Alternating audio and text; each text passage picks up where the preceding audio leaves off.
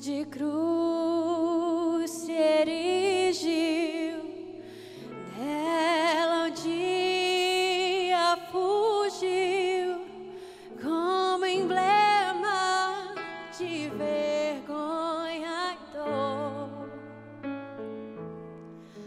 Mas contemplo essa cruz, porque nela Jesus deu a vida por mim, pecador. Sim, eu amo a mensagem na cruz. Até morrer eu a vou proclamar. Levarei eu também minha cruz, é para uma coroa trocar. Sim, eu amo a mensagem da cruz, é morrer eu a vou proclamar.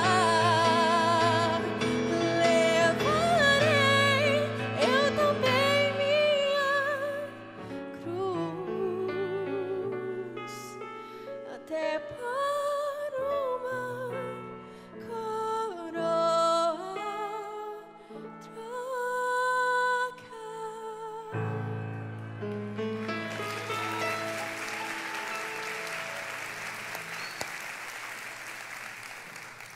Espírito Santo, muito obrigado pela tua presença nesse lugar. Tu és bem-vindo, Jesus. Tu és bem-vindo, Espírito de Deus. Tu és bem-vindo a visitar os nossos corações. Tu és bem-vindo a trazer entendimento sobre a cruz. Tu és bem-vindo a trazer entendimento sobre Jesus. Espírito Santo, abre a nossa mente. Nós queremos conhecer, nós queremos receber esse conhecimento, nós queremos responder, Senhor Pai, ó Deus, essa mensagem da cruz. Te pedimos, Senhor meu Deus, que aqui nesse lugar cada pessoa seja impactada, ó Deus, com a tua presença, Senhor, com o conhecimento da tua palavra. Deus, ó Pai, eu te peço a cada pessoa que está conosco online, ó Deus, vidas que estão em hospitais, vidas que estão nesse hotel, Pai, vidas que estão nessa sala, Senhor Pai, vidas que estão, Senhor meu Deus, ó Pai, espalhadas, ó Pai, Jesus Cristo, toca essas vidas também, Pai. Deus, é a minha oração, e toda a igreja diga amém, amém, amém. Glória a Deus, glória a Deus, glória a Deus. As últimas palavras de Jesus. Na verdade, Jesus proferiu 7 frases. 3 delas nós vimos no domingo passado. E aqui eu abro um parênteses. Toda e qualquer mensagem aqui da nossa igreja você pode assistir novamente, repartir, para compartilhar com outras pessoas. Entra no nosso no canal do YouTube, tá certo? CC Videira, lá você tem todas as nossas mensagens. E nós vamos estar estudando mais 4 falas de Jesus, as últimas palavras, porque nós entendemos que as últimas palavras de Jesus trazem encorajamento, trazem esperança, traz consolo para a nossa vida. E a primeira que a gente vai estudar hoje se encontra em Mateus capítulo 27, versículo 46. Mateus 27, 46. Por volta das 3 horas da tarde, Jesus bradou em alta voz: Eloi, Eloi, lama sabachthani, que significa: meu Deus, por que me abandonaste, por que me abandonaste? Mateus registra essas palavras de Jesus. E eu creio que a primeira que às vezes muita gente tem dúvida: por que Jesus abre a sua boca, por que Jesus expressa, por que Jesus clama por Deus, por que Jesus ele sente, vê realmente na sua vida estabelecido esse abandono? Gente, eu acredito que ali na agonia de Cristo, você pode dizer agonia de Cristo, gente? Vamos lá, todo mundo, agonia, agonia de Cristo, dor de Cristo. Jesus estava tomando o meu lugar e o seu lugar. Imagine um grande julgamento. No banco dos réus está toda a humanidade, eu e você, toda a humanidade ali para ser julgada.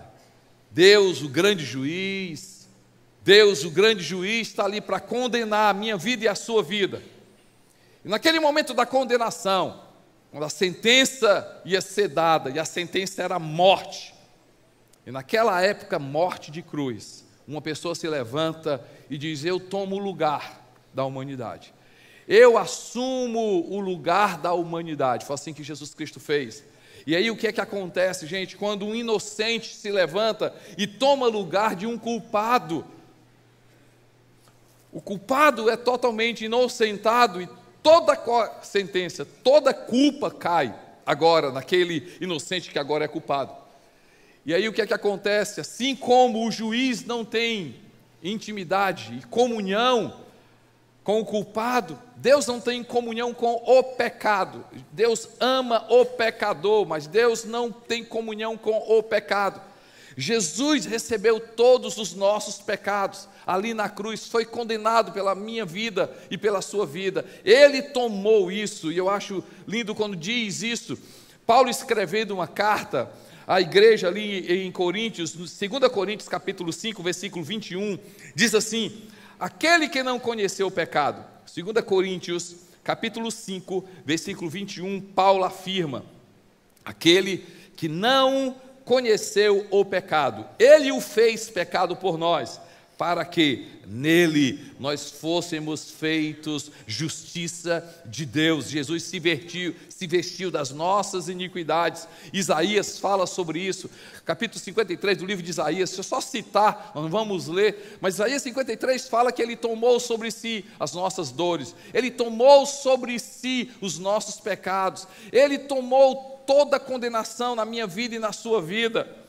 Cristo ali na cruz foi tratado como nós merecíamos ser tratados, para que nós pudéssemos receber o tratamento que ele merecia ser tratado. Ou seja, ele foi rejeitado para que eu e você nós fôssemos aceitos. Ele foi abandonado para que eu e você fôssemos acolhidos. Ele foi esquecido para que eu e você nós fôssemos cuidados.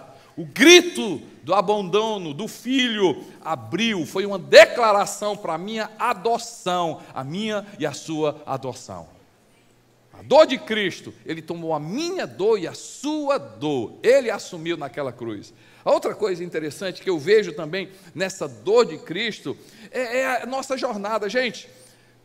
Outra perspectiva nessa agonia de Cristo é que nem sempre a nossa fé vai nos livrar da dor, nem sempre a nossa fé vai nos livrar de um temporal abandono, nem sempre a nossa fé significa eu ter tudo o que eu quero. Eu acredito que fé não é ter tudo o que eu quero, mas crer que tudo o que Deus tem para a minha vida é o melhor. E nesse momento, gente, nós precisamos gerar da nossa vida, nós precisamos ter essa fé que significa conhecimento, essa fé que significa colocar o conhecimento em prática, responder ao conhecimento de Cristo, da palavra, obedecer, essa fé que muitas vezes nós estamos no caminho, no caminho do vale da sombra e da morte, mas a nossa fé, ela vai crescer por causa da esperança em Cristo Jesus. Eu quero declarar que Jesus Cristo tomou a minha dor, tomou a minha culpa, tomou o meu pecado. Ei, hoje, nesse lugar, nesse momento, acredite, naquela cruz Jesus Cristo pagou pelo seu pecado, naquela cruz Jesus tomou o seu lugar, naquela cruz Jesus, toda e qualquer condenação sobre a minha vida e a sua vida estava em Jesus, graças a Deus, amém, gente? Segunda coisa, a outra frase que Jesus Cristo fala é em João capítulo 19, versículo 28. João 19, 28 diz assim: mais tarde, sabendo então que tudo estava concluído, para que a Escritura se cumprisse, Jesus disse: eu tenho sede, tenho sede. Na primeira frase que a gente estudou aqui, a gente vê a dor de Cristo, a angústia de Cristo. Agora nós vamos encontrar a humanidade de Cristo, a humanidade de Jesus. Eu acho interessante que muitas vezes as pessoas não entendem, as pessoas não percebem, mas Jesus Cristo era 100% homem. Jesus era 100% homem. Paulo escrevendo uma carta interessante, e uma das que revela mais a pessoa de Cristo. Filipenses, ele escrevendo uma carta a Filipenses, capítulo 2, diz lá: tende em vós o mesmo sentimento que houve em Cristo Jesus. Sendo Deus, não usurpou, ou seja, não tomou, não quis, ele não quis a glória que ele tinha, o poder que ele tinha, tudo que ele tinha, o que ele tinha como rei, ele abandonou, e diz que ele assumiu a forma de homem, e diz que foi obediente até a morte, morte de cruz. Ali não estava Deus, ali estava Jesus Cristo humano, Jesus humano. Gente, humanidade, diga comigo, humanidade de Cristo. Vamos lá, todo mundo, humanidade de Cristo. O que é que isso me inspira? Se a dor de Cristo significa o que Ele pegou, Ele assumiu todos os meus pecados, Ele pagou todos os meus pecados, a humanidade de Cristo significa, Ele entende a minha vida e a sua vida, Ele compreende o que você passa. Olha o que é que Paulo, na verdade, o autor do livro de Hebreus fala, Hebreus capítulo 4, versículos 14 e 16, Hebreus capítulo 4, versículos 14 a 16, acompanhem comigo esse texto. Portanto, visto que temos um grande sumo sacerdote que entrou os céus, Jesus, o Filho de Deus, nos apeguemos com toda firmeza à fé que professamos. Versículo 15, pois não temos um sumo sacerdote que não possa se compadecer das nossas fraquezas, mas sim alguém que, como nós, gente, olha esse texto, assim como nós, passou por todo tipo de tentação, porém sem pecado. Assim sendo, nos aproximemos do trono da graça, com toda a confiança, a fim de recebermos misericórdia, encontrarmos graça que nos ajude no momento da necessidade. Graça que nos ajude no momento da necessidade. De repente você está aqui angustiado, de repente você está vivendo um momento de angústia. Deixa eu te falar com você, Jesus Cristo passou por isso, Ele conhece a tua angústia, Ele conhece a tua depressão, Ele conhece a tua dor. Ei, você passou ou tem passado um momento de injustiça, Jesus passou e Ele entende muito bem o que é injustiça. Você de repente está passando por um momento de aflição, Jesus já passou por aflição. Ei, Jesus entende o teu coração, Jesus entende a tua vida, por isso que Ele é digno de confiança. Explicar para você, ele diz assim, sumo sacerdote. Essa figura pode ser que você não tenha muito costume com as escrituras. Deixa eu explicar para você, o sumo sacerdote era aquela pessoa que estava entre Deus e entre os homens, entre Deus e entre os homens, ele ficava aqui. Ou seja, orações era feita para o sumo sacerdote, que era feita para Deus, Deus falava, sumo sacerdote, ele era a pessoa, e uma vez por ano, ele entrava na presença ali de Deus. Deixa eu te dizer, querido, esse sumo sacerdote, essa pessoa, entre a minha vida e Deus, se chama Jesus Cristo. Ele é digno de confiança, Ele é digno de confiança, porque se Ele pagou pelos nossos pecados, ei gente, hoje eu te convido a confiar em Jesus, porque Ele sabe a tua dor, Ele sabe a tua tristeza, Ele sabe o que você está passando, Ele é digno de confiança. Ei, tudo o que eu e você, tudo que nós humanos passamos, Jesus, por isso que Jesus Cristo, nós entendemos essa questão da humanidade de Cristo, era preciso Jesus passar por tudo isso, para quê? Para que eu e você pudéssemos dizer o seguinte, eu vou entregar minha vida para Jesus, eu confio minha vida para Jesus, porque Jesus conhece a minha dor, Jesus conhece a minha dor, Jesus conhece a minha dor, e Ele tem poder de arrancar a sua vida, Ele tem poder de estar contigo nessa dor, Ele tem poder de caminhar contigo nessa situação, porque Jesus Cristo é poderoso. Ei, se apegue a Jesus, segure em Jesus, clame pelo nome de Jesus, creia no nome de Jesus, responda positivamente, Senhor, eu preciso de Ti, eu quero o Senhor, eu necessito do Senhor, não importa onde você esteja, não importa o que você esteja sentindo, Jesus conhece perfeitamente a tua humanidade, porque Ele viveu essa humanidade, amém gente? A outra coisa, eu tenho sede, Jesus se esvaziou, e quando Ele ressuscitou, Ele é digno de preencher a minha vida e a sua vida. Se Ele se esvaziou naquela cruz, na ressurreição, Ele assume o poder. Para quê? Porque muitas vezes nós buscamos preencher a nossa sede. Nós temos sede de reconhecimento, nós temos sede de afeição, nós temos sede de amor, nós temos sede. Quantas sedes nós temos? E quantas vezes nós procuramos saciar essa sede? Deixa eu te falar uma coisa. João registra uma conversa interessante que Jesus tem. Uma mulher conhecida como a mulher samaritana. Essa mulher tinha sede, ela foi para um determinado local, isolado de tudo e de todos. E ali Jesus sai da multidão, Jesus tem um encontro com aquela mulher. E aí João registra essa conversa, e ela diz assim, no livro de João, no capítulo 4, versículo 13 e 14: quem beber desta água tornará a ter sede.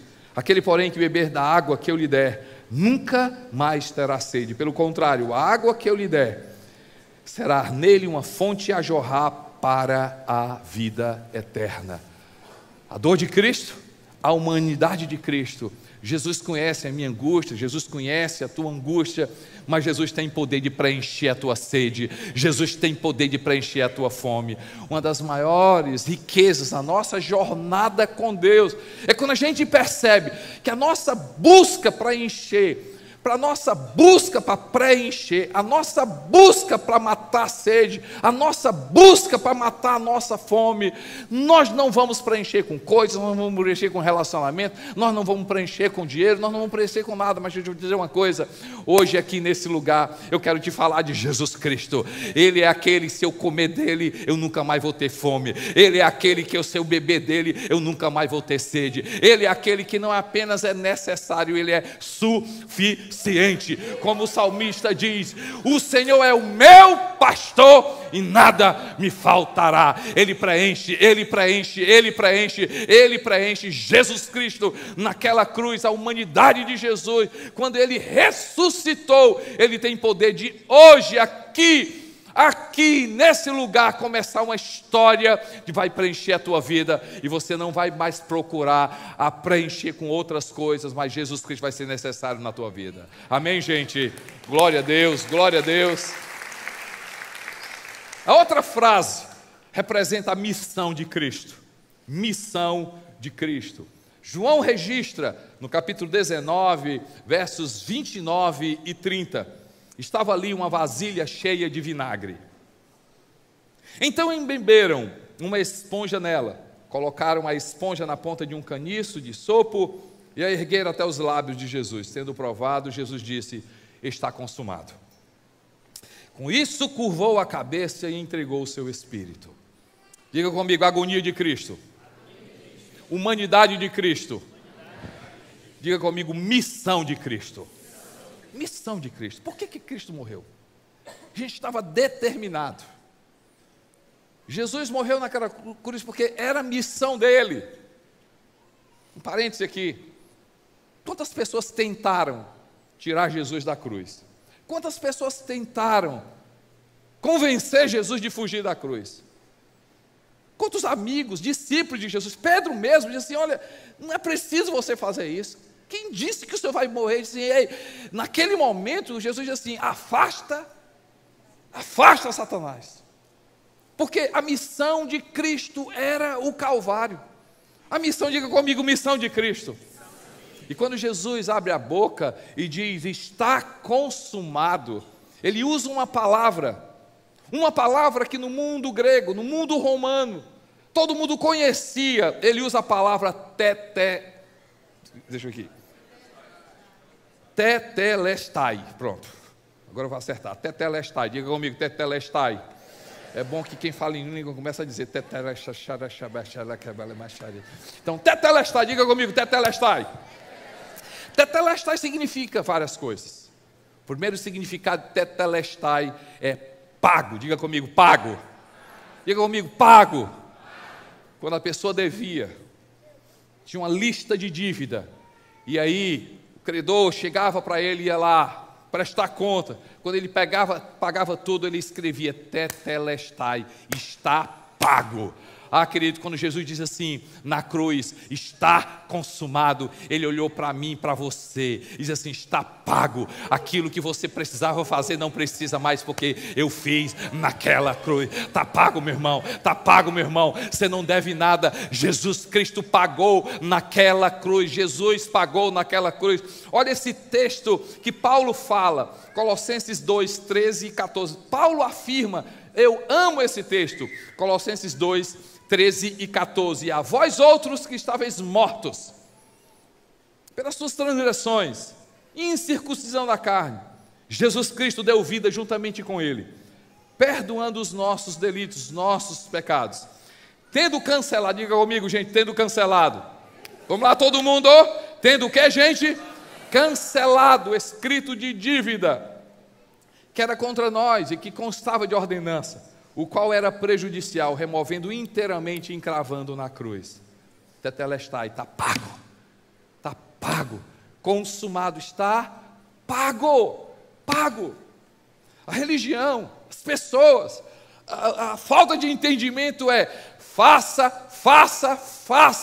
tudo de bom, faça tudo que é possível e Deus vai fazer por você.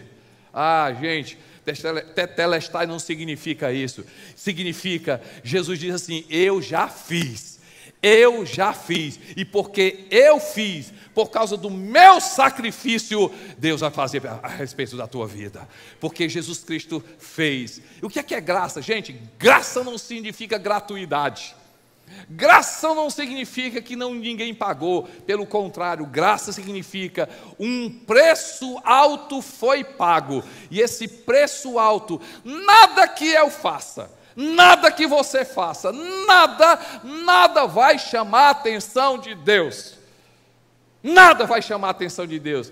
Olha, você pode se rasgar, você pode fazer, e por favor gente, não é uma crítica, né, mas só chamando a atenção, qualquer campanha para chamar a atenção de Deus, eu vou passar aqui 120 dias sem comer, vai morrer, né? Eu vou passar aqui um bocado de coisa, assim, quantas vezes nós temos a tendência de querer fazer alguma coisa para Deus. Ei querido, a graça te diz assim, olha, faça boas coisas, sim, fazer boas coisas tem a sua importância, bons hábitos têm a sua importância, é uma resposta, é um fruto do Espírito da minha vida, mas deixa eu te garantir uma coisa, nada disso se compara com o que Jesus Cristo fez na cruz. A graça aponta para Cristo, a graça diz assim, embora eu faça essas coisas, Cristo naquela cruz fez muito mais, e quando eu olho para aquela cruz, eu digo assim,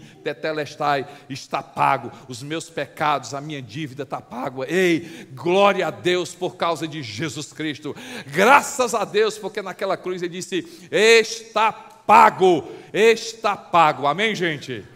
Segunda coisa, da missão de Cristo está pago. A segunda coisa, tetelestai também significava sentença executada. Sentença executada. Sentença executada era o seguinte, quando o culpado, o réu, recebia a sentença do juiz, então os soldados, as pessoas, se encarregavam de cumprir aquela sentença, até o final, cumprir aquela sentença até o final. Jesus Cristo naquela cruz diz assim, está pago, mas Jesus Cristo naquela cruz diz o seguinte, a sentença contra a tua vida, o que estava contra a tua vida, eu assumi no teu lugar, você não é mais culpado, você é livre. Jesus Cristo disse, está consumado, Ele pagou, mas também Jesus naquela cruz assumiu o que era contra a minha vida, toda sentença contra a minha vida, toda condenação contra a minha vida, Jesus Cristo naquela cruz assumiu por mim, por você. Diga comigo, está pago, sentença executada, mas também tetelestai significava livres, quando uma pessoa estava presa, e ela tinha cumprido toda a sentença, todos os dias ali na prisão, quando chegava no dia que a pessoa podia sair naquela cruz, era pregado, colocado nele, colocado na parede, tetelestai, o que é? Você está livre, você pode seguir. Você está livre, você pode seguir. Naquela cruz, a angústia de Cristo, a humanidade de Cristo, mas também a missão de Cristo foi pagar pelos nossos pecados, assumir a sentença que era contra nós e dizer para mim e para você: você está livre. Você está livre para viver o propósito de Deus. Você está livre para fazer a vontade de Deus. Você está livre, o pecado não te domina. Romanos capítulo 6 diz lá que o pecado não tem mais domínio sobre a nossa vida, porque nós não vivemos mais debaixo da lei, mas por causa da graça de Cristo, por causa da graça de Cristo. Ei, você está livre para fazer a vontade de Deus. É impressionante, quando nós recebemos a graça de Deus, recebemos perdão. Quando nós recebemos a graça de Deus, recebemos a sentença que era contra mim, Jesus Cristo assumiu. Mas quando recebemos a graça de Deus, nós estamos livres. Livres! 2 tipos de liberdade: um, porque Jesus Cristo me perdoou, e outro, porque você se perdoa. Se Deus, que é Deus, te perdoa, escute isso. Quem sabe você precisa ouvir essa palavra. Se Deus, que é Deus, te perdoa, quem somos nós para não nos perdoar? Quem somos nós? Eu não sei contra a tua vida está. Não sei o que é que está contra. Pastor, mas você não tem noção do que eu fiz. Você não tem noção do que é que eu penso. Você não tem noção como é que eu estou. Ei, Jesus te perdoou. João diz: se confessarmos os nossos pecados, Deus é fiel e justo para nos perdoar os pecados e nos purificar de toda injustiça. Mas também há uma necessidade de, nesta manhã, você dizer: se está pago, se eu não estou mais condenado, se Deus me ama, eu vou me permitir de viver uma vida nova. Ah, querido, é algo que a gente fala aqui na nossa igreja, e é verdade, isso afirma na palavra de Deus. Quando Deus olha para mim, para você, Ele olha para mim, para você, e Ele diz assim: olha, você não é esse pecado. Escute, você não é esse pecado, você não é esse erro. Ei, pode ter algumas fotos na sua vida meio complicado, mas está publicado já no Instagram, já está publicado no Facebook, todo mundo já conhece algumas fotos, mas Deus diz assim: você não é essa foto, você é um filme. O filme que Deus tem para a tua vida é muito maior, é muito maior, é muito maior. Já foi pago, a sentença já foi cumprida. Ei, você está livre para você viver o melhor de Deus para a tua vida, em nome de Jesus Cristo de Nazaré. A quarta coisa que o está consumado significa vitória. Diga comigo: vitória. Vitória significa pago, sentença executada, livres, a missão de Cristo. O que Jesus Cristo cumpriu naquela cruz? Pagou os nossos pecados, cumpriu a sentença que era contra mim e a sua vida, nos deixou livre, mas também nos deu a vitória. Quando as pessoas entravam nas batalhas, soldados, comandantes, todo aquele exército começava a guerrear.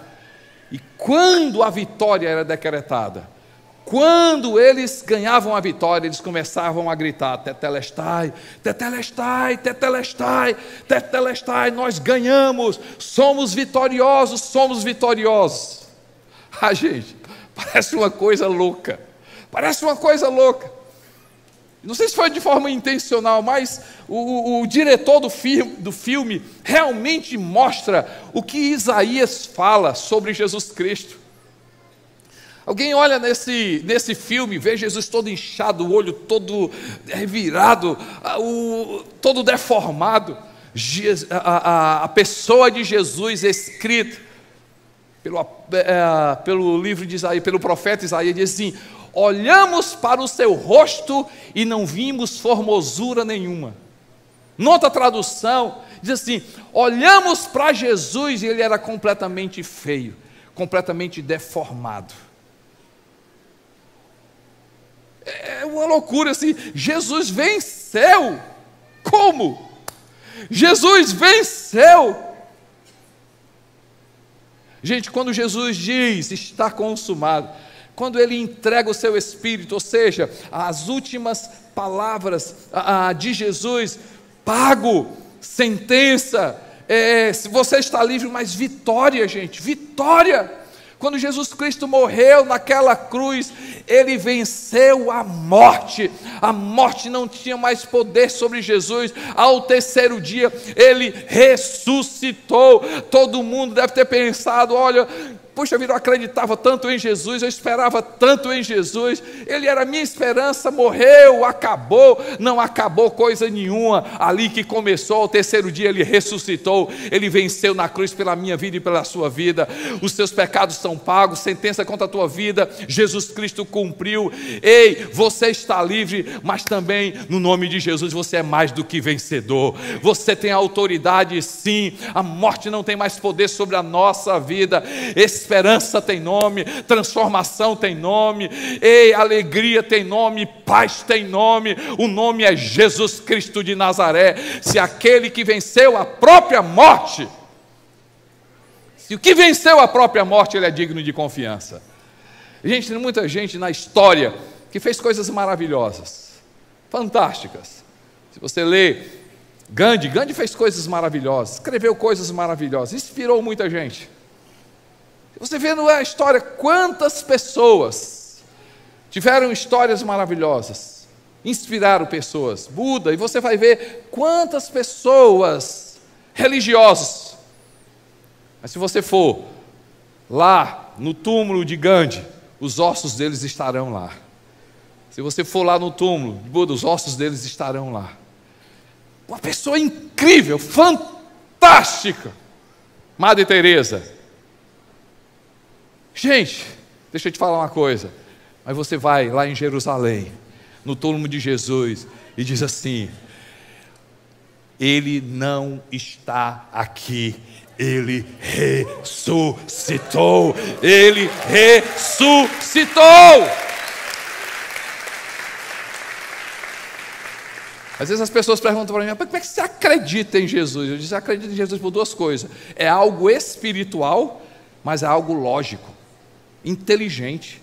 Quem crê em Jesus é uma pessoa inteligente, porque diz assim: cara, o único que disse eu vou morrer e vou ressuscitar, o único que disse assim eu vou morrer hoje, mas ao terceiro dia eu vou ressuscitar, ele é digno de confiança. Confiar em Jesus também é inteligente. Aquele que venceu a morte é digno de ser confiado por mim, por você. Amém, gente?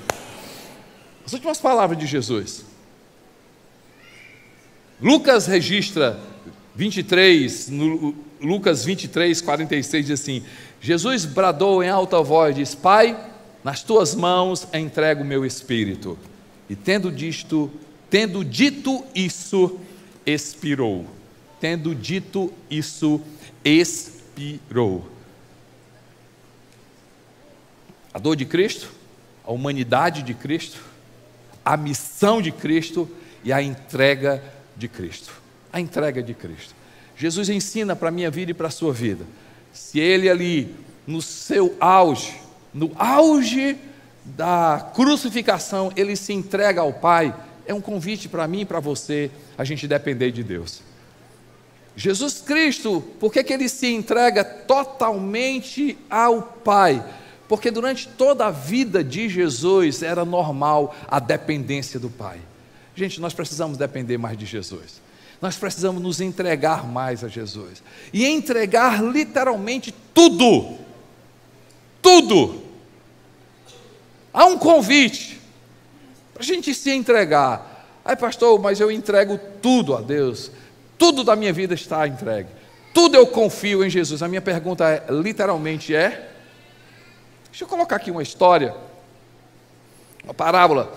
Conta-se que um alpinista estava numa missão de chegar no cume de uma montanha, e ali estava escuro, muito frio, ele sozinho ali, praticamente sem enxergar nada, subindo, de repente acontece algo, os pinos começam a cair, ele começa a descer, velocidade, os pinos soltam, ele começa a descer em velocidade, de repente ele para literalmente e fica no ar, parado. E ele literalmente sem poder fazer nada, não consegue fazer nada, simplesmente ficar ali parado e começa a gritar: alguém me ajude, alguém me ajude, alguém me ajude, tem alguém me escutando, tem alguém me escutando? É assim: eu estou te escutando. Quem é você? Deus. Sério? Sou eu, Deus. Não, estou falando sério. Quem é você? Deus, você não me chamou? Você não pediu ajuda? Deus, Deus, então me ajuda. Eu estou aqui para ajudar. Deus, o que é que eu faço? Eu disse assim: corta a corda. Corta a corda. Eu disse, não, peraí, sério, estou precisando de ajuda. Assim, sou eu, Deus. O que é que eu faço? Eu disse, sério, cara, corta a corda. E aí comenta-se que ele perguntou: tem outra pessoa para me ajudar? Essa história dessa parábola conta-se que no outro dia aquele alpinista foi encontrado morto, praticamente menos de 2 metros da terra. E ele não cortou a corda, e porque ele não cortou a corda, ele morreu. Que corda está segurando a tua vida e Deus está dizendo assim: filho, corta a corda. Não, Senhor, isso não. Me pede qualquer coisa, mas isso não. E o Espírito Santo está dizendo assim: filho, corta a corda. Mas eu quero saber o que é que vai acontecer. Ei, escute. Olha para cá, olha para mim aqui, olha para mim aqui. Deus não te chamou para te explicar todas as coisas que vão acontecer na sua vida. Mas Deus te chamou para você obedecer tudo que Ele disser para você fazer. Dizer mais uma vez: nem sempre nós iremos compreender tudo da nossa vida, mas precisamos obedecer em tudo a Deus. Qual é a corda que você precisa cortar hoje? Qual é a corda que está te segurando hoje? E Jesus já diz: solta a corda. Se eu me entreguei completamente ao Pai, solta a corda, corta a corda, se lança aos pés, se lança nos braços de Jesus. Essa é a vitória da cruz. Pela sua dor Ele assumiu o meu pecado, pela sua humanidade Ele reconhece quem nós somos, pela sua missão Ele pagou, Ele nos livrou, nos deu vitória e pagou toda a sentença na nossa vida. Nas suas últimas palavras assim: Pai, nos seus braços, nas tuas mãos eu entrego o meu espírito. Quem sabe essa é a palavra que você precisa para a sua vida hoje, e você começar a viver o grande, o terceiro dia, que é ressuscitar em Cristo Jesus. Amém? Baixe sua cabeça, feche os seus olhos.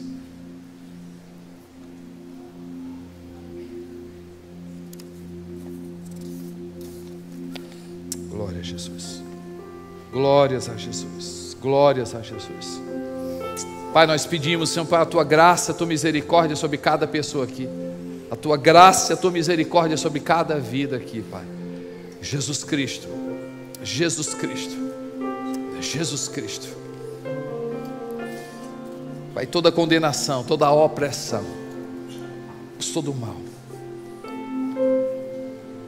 Deus, nós queremos que o Senhor tire essa autossuficiência na nossa vida e coloca, Senhor meu Deus, a dependência no Senhor e acreditar, Pai, responder, Pai, responder o teu chamado. Deus, entregar a nossa vida completamente, Pai, em nome de Jesus Cristo. Amém, amém. Eu posso pedir que você fique de pé, por favor?